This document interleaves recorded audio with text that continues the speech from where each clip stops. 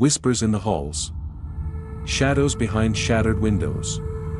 A place forgotten by time, but remembered by fear. This is not just a ghost story, it's a descent into the history of one of the most chilling types of places in the world, the abandoned asylum. Once meant as sanctuaries of healing, these institutions often became sites of suffering, isolation, and sometimes, something even darker. Today, we explore the legend, the lore, and the chilling truth behind the haunting of an abandoned asylum. In the 19th and early 20th centuries, mental asylums rose across the world as a supposed answer to the growing concern over mental illness. They were often massive, castle-like buildings set far from city centers. Inside, they promised treatment and safety.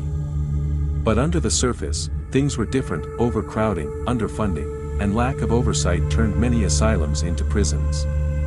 Patients, often misdiagnosed or even healthy, were subjected to inhumane conditions. The haunting begins here, not with ghosts, but with real human suffering. ET's focus on one such place.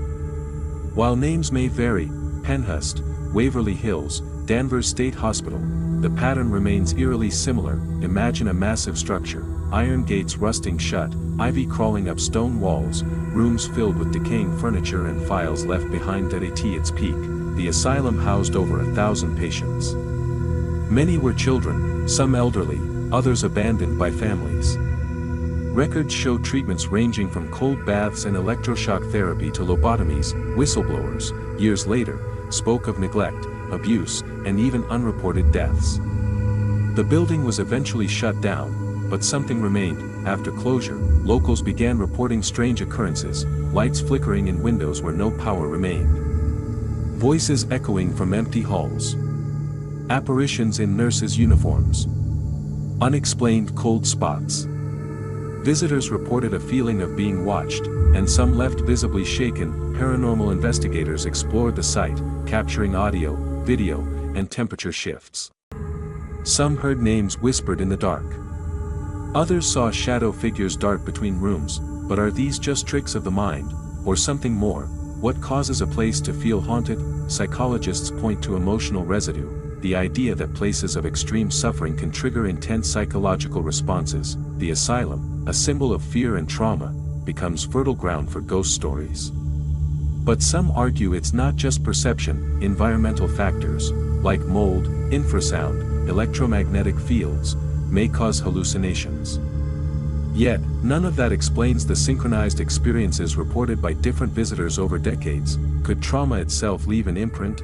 Throughout the years, the asylum has been the setting of documented paranormal events. A former nurse reported hearing her own name whispered while alone. A group of urban explorers claimed to be chased by a screaming figure in white. A psychic visiting the site identified specific patient names, later confirmed in archived records. In one chilling case, a security guard was hospitalized after being found unconscious, mumbling the same phrase over and over, "He's still in the basement." These events have never been explained. Asylums have become a popular setting for horror films, TV shows, and video games.